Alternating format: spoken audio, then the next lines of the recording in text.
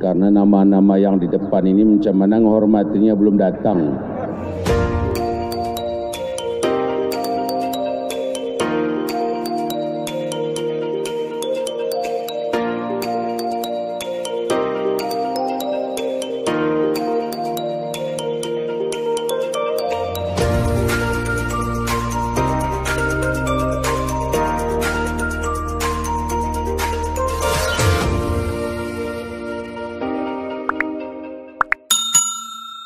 Assalamualaikum warahmatullahi wabarakatuh.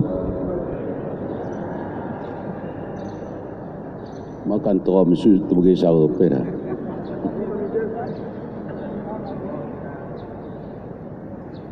Semangat situ ada. Sebenarnya kita ini sudah banyak yang datang, tak usah kecewa. Nampak sedikit karena masjidnya kebesaran, itu aja masalahnya. Kalau sempat masjidnya kecil, kita ini padat. Maka saya ulangi lagi, Assalamualaikum warahmatullahi wabarakatuh.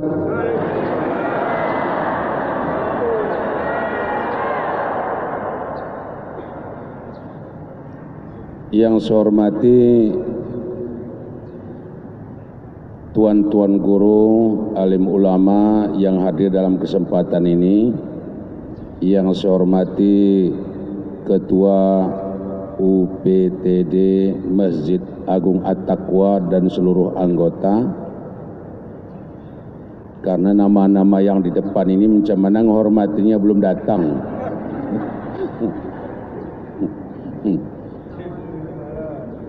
Belum datang orangnya macam mana menghormatinya. Dan yang saya hormati ibu-ibu jamaah sekalian yang hadir dalam kesempatan ini.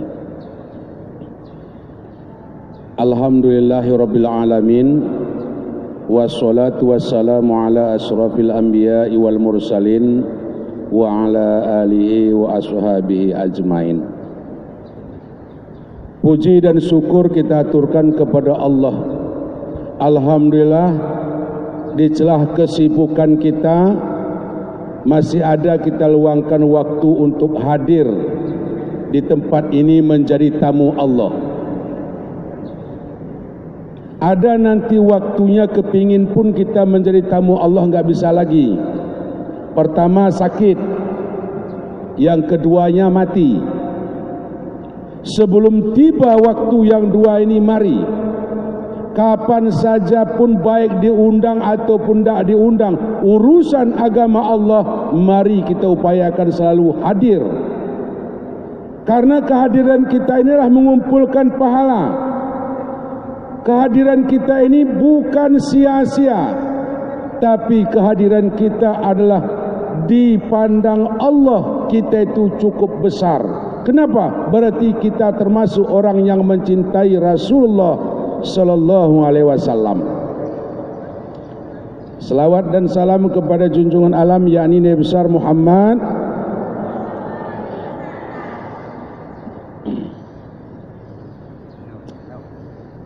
Hari Sabtu kemarin saya ngisi maulid di Gajah Mati. Udah sampai di kampung Gajah Mati, naik lagi 80 kilo lagi ke atas. Sampai Gajah Mati naik mobil, dari Gajah Mati ke tempat yang dituju naik kereta. Jalan berlumpur luar biasa. Sudah itu tidak bisa lagi naik kereta, turun dari kereta jalan lagi. Tapi kalau saya perhatikan antusias mereka memperingati maulid, terharu. Luar biasa. Kalau kita lihat tempatnya memang betul-betullah mereka itu mencintai Rasulullah. Sangat betah mereka. Sampai zuhur, mulai dari pagi. Tapi dalam kesempatan ini bagi saya diberikan 15 menit. Nah, setengah jam kena loh. Muripe.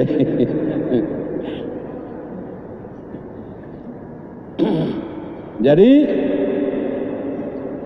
Maulid memperingati hari lahir Nabi. Nabi Muhammad dilahirkan pada tanggal 12 Rabiul Awal tahun gajah. Kenapa disebut tahun gajah? Tahunnya itu sandaran, tempat bersandar mencari tepat tahun lahir Nabi. Kalau kita kaji dan kita baca sejarah kehidupan Nabi Muhammad, menangis kita. Beliau masih dalam kandungan ayah meninggal dunia. Apalagi suasananya luar biasa, kejam. Tapi Nabi Muhammad dilahirkan oleh seorang wanita yang bernama Siti Aminah. Siti Aminah adalah wanita yang tangguh. Siti Aminah adalah wanita yang luar biasa. Siti Aminah adalah manusia yang memang dipilih oleh Allah untuk mengandung Nabi Muhammad sallallahu alaihi wasallam. Manusia pilihan, sama dengan ibu-ibu pilihan. Mepilihan ngekandung pekale.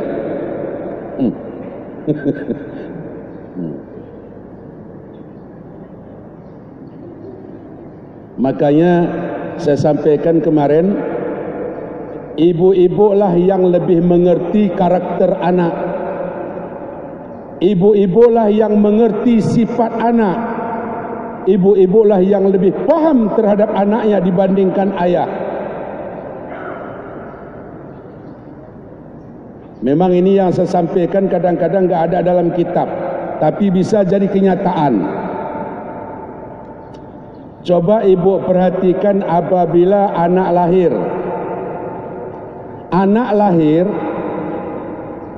begitu dia lahir nangis. Di situ ada kabar diberikannya. Ketika dia begitu lahir menangis, kalau tangannya yang terbuka, tangan mana diperhatikan. Kalau andaikan anak itu tangan kiri yang terbuka terlebih dahulu, coba buktikan nanti. Payah ngajarnya itu.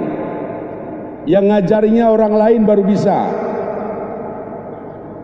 Tapi anak itu lahir, tangan kanannya yang terbuka duluan, ini enak ngajarnya.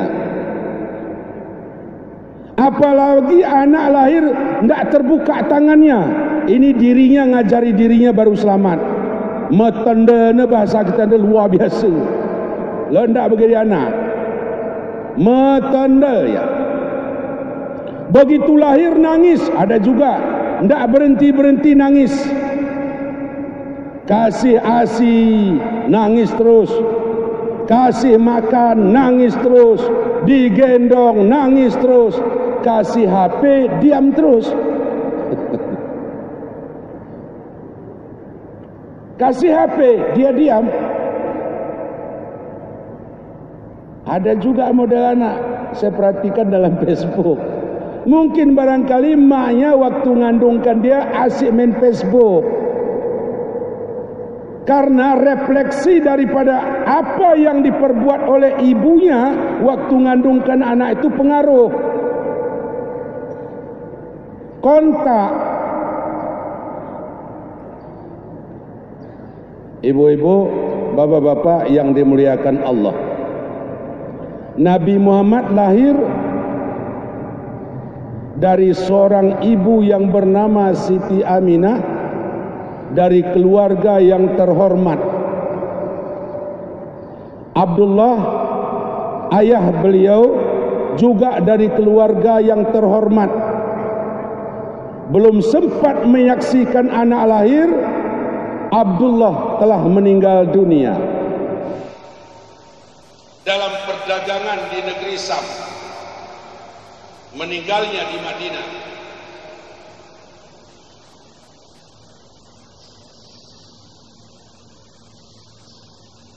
4 tahun Nabi Muhammad tinggal bersama Halimatus Sa'diyah, ibu susu beliau. Setelah 4 tahun Nabi Muhammad dititip kembali kepada ibu kandungnya 2 tahun. Itulah Nabi Muhammad bertanya kepada ibunya, "Ibu, Lord kina uokku, apakah ada ayahku?" Itulah dalam sejarahnya Nabi Muhammad dibawa ke Madinah ziarah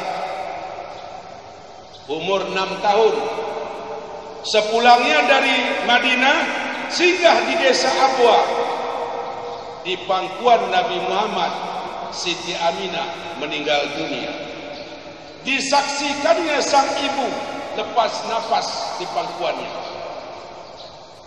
Sedih oleh Nabi Muhammad, ayah tidak punya, ibu pun tiada.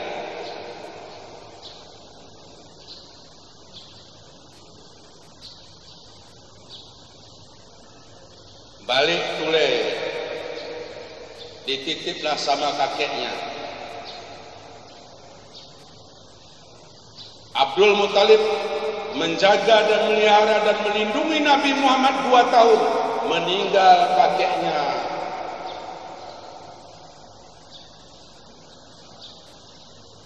Tidak lama-lama meninggal semua orang yang melindungi beliau. Seolah-olah beliau ini sengaja ditempa sifat mandiri, sehingga Nabi Muhammad pada masa itu tidak ada lagi tempatnya mengadu, tidak ada lagi tempat curhat kecuali kepada Allah Subhanahu wa taala. Apalagi setelah pamannya meninggal dunia, tambah tidak ada lagi. Biasanya kakeknya, pamannya yang melindungi dari serangan orang kafir. Bahkan sampai Abu Talib mengatakan, siapa yang mengganggu Muhammad berarti berhadapan denganku. Tapi setelah meninggal dunia pamannya, Nabi Muhammad bertambah lagi berlapis kesedihannya. Allah luar biasa membentuk mental dan kepribadian Nabi Muhammad. Itu makanya kita juga kalau ada masalah jangan larinya kemana-mana, tapi larilah kepada Allah. Jangan ngadu kemana-mana, tapi adukanlah kepada Allah.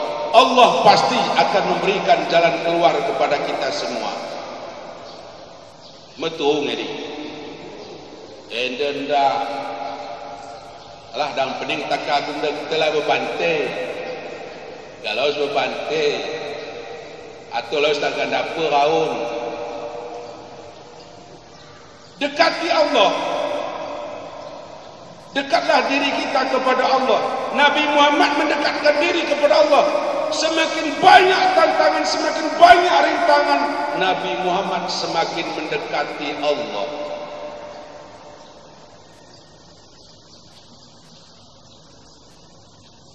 Tapi begitupun Nabi Muhammad, kelebihan beliau diakui akhlak.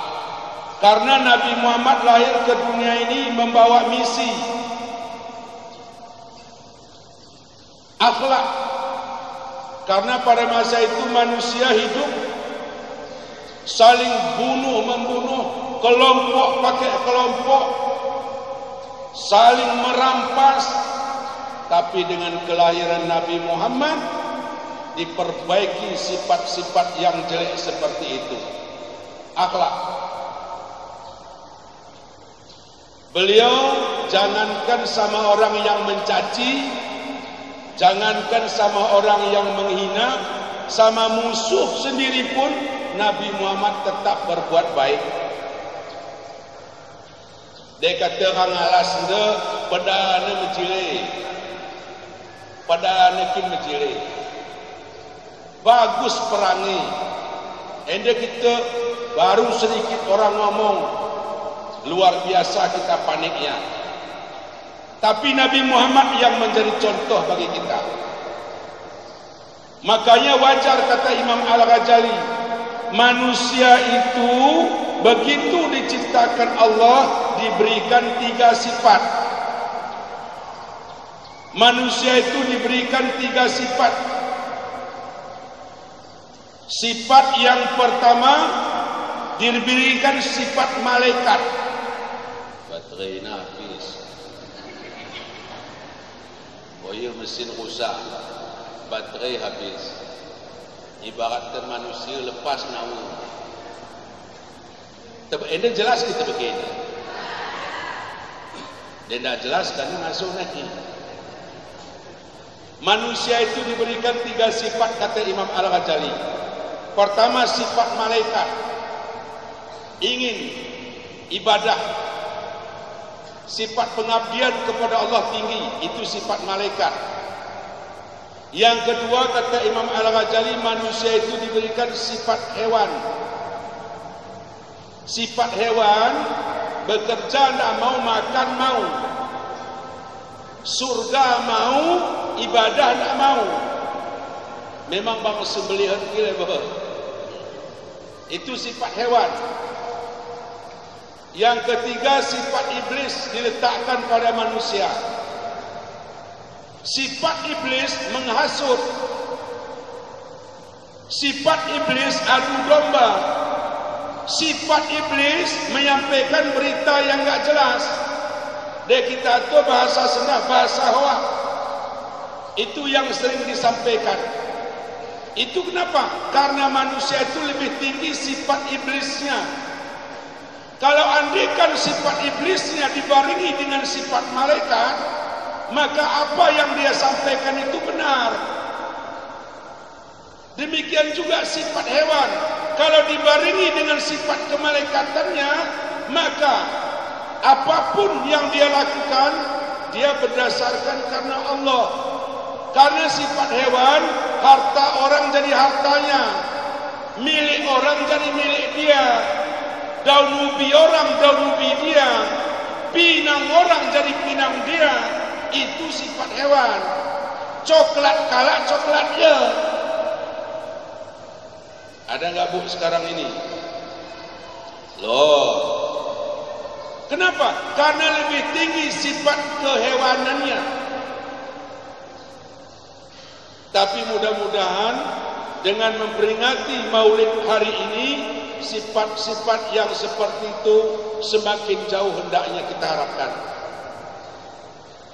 Jamaah yang dimuliakan Allah, mudah-mudahan dengan memperingati Maulid, akhlak dan moral kita manusia pada saat sekarang ini semakin berubah. Karena kita perhatikan di TV, di media apapun bentuknya, sopan santun manusia itu sudah tidak ada. Baik murid terhadap guru. Itu seperti Amin Rais. Itu guru besar. Tapi mampu orang berkata si tua bangka, kan aneh. Kita sebagai orang yang beragama tersinggung.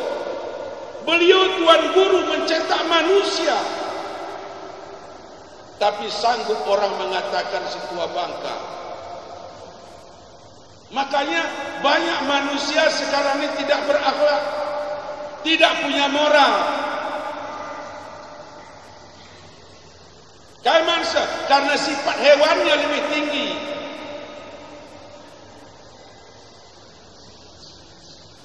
Kalau kita ikuti bahasa-bahasa di dalam TV, bahasa dalam media, tersinggung kita.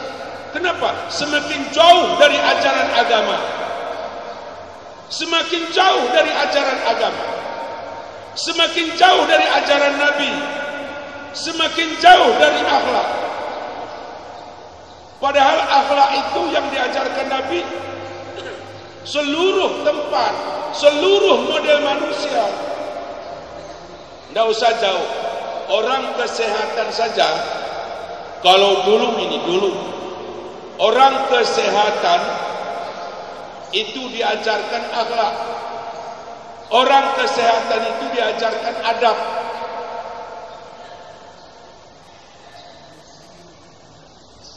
Kalau sempat orang kesehatan itu diajarkan adab seperti dulu, baru dia pegang pasiennya itu pasti sehat. Pak, kalau penyakit seperti Bapak ini cepat sembuh itu Pak, sabar Bapak ya. Itu bahasa akhlak. Tapi coba Bapak ini udah dibilang makan obat, tak mau makan obat. Tengok Bapak semalam lebih ringan dari Bapak penyakitnya, mati di situ sebelah. Malahan kalak dia mati. Itu bahasa akhlak. Begitu juga kita perhatikan Nabi Muhammad sewaktu sila dimaki, dicaci oleh orang buta di pasar Ukas. Dulu ada namanya di kota Mekah disebut dengan pasar Ukas. Di sana ada orang buta menadahkan tangan meminta-minta. Apa kata beliau? Siapapun kalian yang dipajak ini, jangan kalian ikuti ajaran Muhammad. Muhammad itu adalah ajaran yang salah. Siapapun kalian yang dipajak ini mendengarkan suaraku, jangan kalian ikuti itu Muhammad. Muhammad itu tukang sihir, kata orang buta ini. Kabar sampai kepada Nabi Muhammad, inilah sedapnya. Apa kata Nabi Muhammad? Kata Nabi Muhammad berangkat, belinya roti. Tukar sila roti setabohna. Jumpainya orang buta itu. Kek, saya cuma bawa roti, kek enggak ada uang. Itu pun boleh.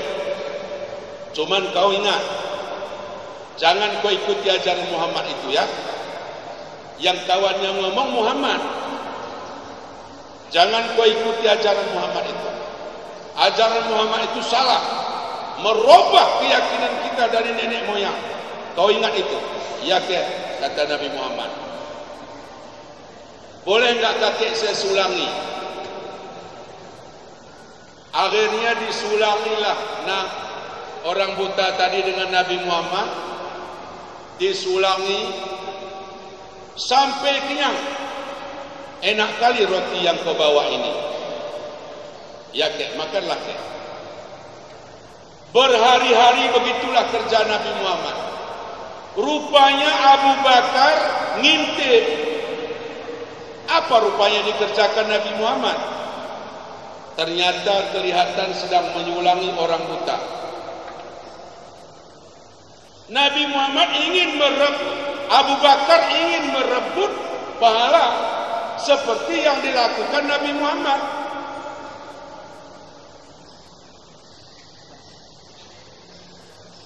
Jadi mereka tukang jajah pelawai macam kepero.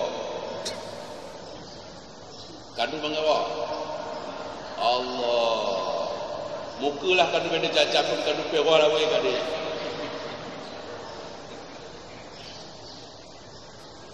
Rupanya Abu Bakar juga ngintip. Dia bawa dia pun rotinya. Oke, saya juga cuma ada roti. Ya enggak apa-apa. Boleh enggak kakek saya sulangi? Boleh. Cuman kau jangan kau ikuti ajaran Muhammad. Ya kek. Kata Abu Bakar, sulangi lagi. Itu ajaran Nabi Muhammad itu salah. Tapi kau malah kena tabuh roti muda. Kata kakek tadi, roti yang kau berikan ini enggak enak. Lebih enak roti orang pertama tadi.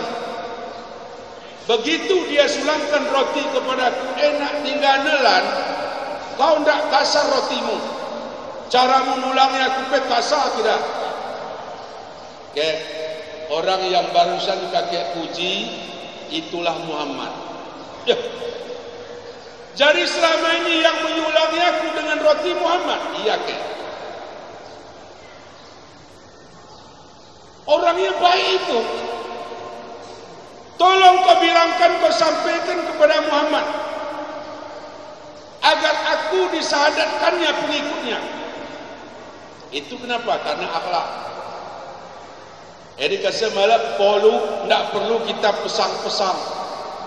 Hadapi saja masalah dengan akhlak.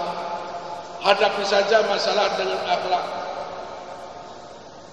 Baik istri dengan suami, istrinya tak berapa bikinnya, berakhlak aja.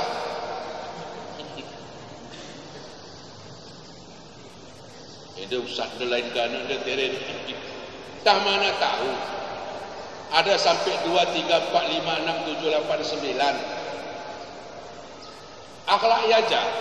Mudah-mudahan ibu satu-satunya yang dia pilih. 10 pun bikinnya senyum aja sama dia. Menanduk sendiri ya. Itu akhlak. Makanya Nabi Muhammad segala persoalan dihadapi beliau dengan akhlak. Maka semuanya adalah dengan akhlak. Jamaah yang dimuliakan Allah. Maka kita perhatikan dan selfie ke ibu lebih. Senda memang musim-musim selfie ke. Kata kalau Arab, masyarakat Indonesia sambil umrah dan haji gemar selfie. Luar biasa. Level selfie ni kan kira dah. Tak kaya segini kan. Level kan. Dia menjilai ini maden dah. Level kan sabtu tengah kecil. Foto ada aku. Pilih mana yang bagus. Ya silakan aja. Tapi Bu, DPR sekarang ini saya juga salut. Kenapa saya salut? Dari dulu belum pernah ada pengajian di DPR. Sekarang DPR sudah buka pengajian. Syukur kita. Kenapa demikian? Saya 2 kali pertemuan sudah masuk di anggota DPR, di gedung DPR ngisi pengajian. Tapi juga sama ibu-ibunya. Niajari cara berpakaian yang rapi. Pakaian yang rapi itu adalah pakaian berakhlak. Cara pakai jilbab diajari. Cara bergincu sampai ke situ diajari. Ini bagus. Kita nampangkan begitu asal oleh strain, nampang soe dia kena. Diajari cara pakai celak, diajari. Alhamdulillah lah, dengan anggota dewan pada saat sekarang ini pengajian rutin, latihan juga rutin. Mudah-mudahan ada perubahan negeri kita. Karena berpakaian juga kita perhatikan negeri kita ini, kalau kita lewat dari kampung ke kampung kita tak tahu bedanya mana kampung Islam, mana yang bukan Islam. Gitu saya perhatikan kemarin waktu berangkat ke Gajah Mati. Rupanya kampung di sana bertumpuk-tumpuk. Pasal saya nanya, ini kampung siapa? Itu non-muslim. Lewat lagi, ini kampung siapa? Ini orang muslim. Kenapa? Tidak ada bedanya pakaian yang muslim dengan non-muslim.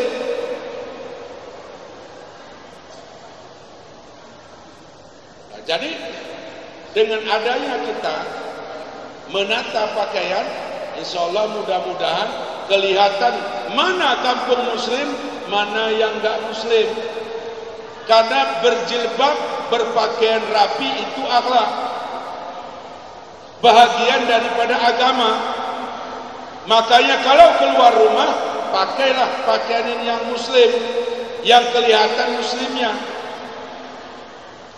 Berapa tahun yang lalu lewat Makurang Keran, bulan puasa, lewat dari Keran bulan puasa, tujuan ke Salim Pipit, cari ikan situng. Pas jam 5 lewat dari situ, adalah ibu-ibu, sulit kita ngatur usaha. Bawa air pakai ember, jenang begitu, ndak pakai baju, endong ngomong sagup ndak, sagup nunggu melumut, cukur ia kaikin.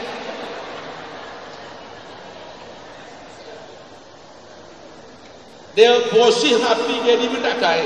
Begitu. Sedap dia. Dia tidak ada awak ada biasa selipkan print.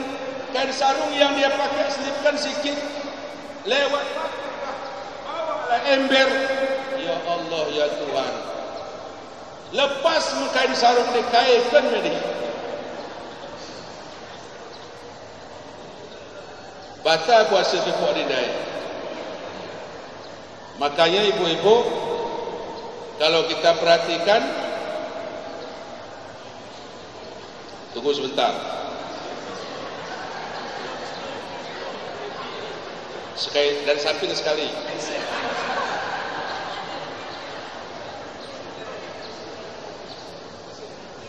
Udah, mantap nggak?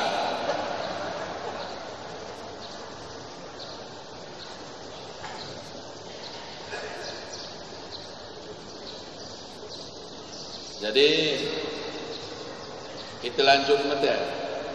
Makanya ibu-ibu, kalau kita perhatikan dari pakaian saja kita sudah melihatnya, wah macam mana. Padahal itu kampung Islam. Inilah karena terbiasa dari kecil mungkin. Mudah-mudahan dengan memperingati Maulid ini, insya Allah kita perlihatkan di negeri kita ini bahwa negeri kita ini lebih banyak muslimnya. Mencocok nggak ibu? Kalau yang nggak ada jilbab, lapor aja nanti sama istri wakil bupati, ada gitu. Melak ngebu. Dia bapak ke dapur gitu. Sedikit. Jadi karena ini sudah setengah jam,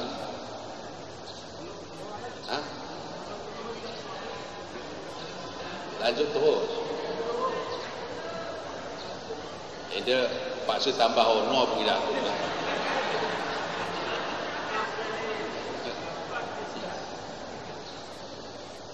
Cuma ustaznya dari jauh ini bu, dari Rantau Perapat, satu kampung dengan Pak Rabusak.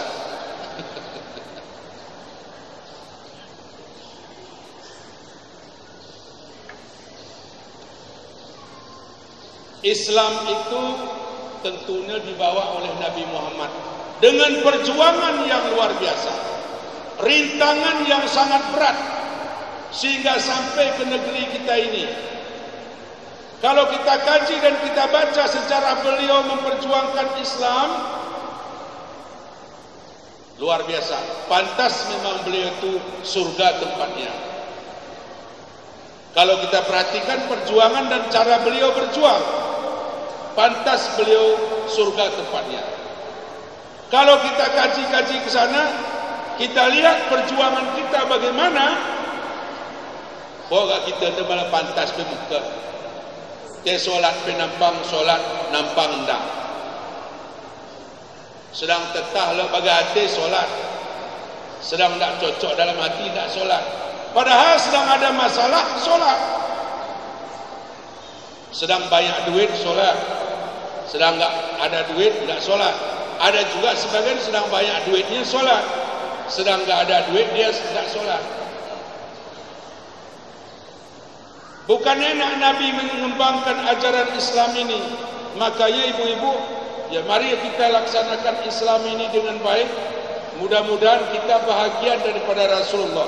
Insya Allah mudah-mudahan apabila Islam itu kita terapkan di dalam rumah tangga kita, maka kita akan mendapatkan rahmat dari Allah Subhanahu wa ta'ala. Ini ngambil. Ini anak kita suruh solat tapi kita sendiri enggak solat. Suami pun enggak solat. Tapi alhamdulillah kalau kita yang hadir ini orang yang solat semua. Kesimpulan.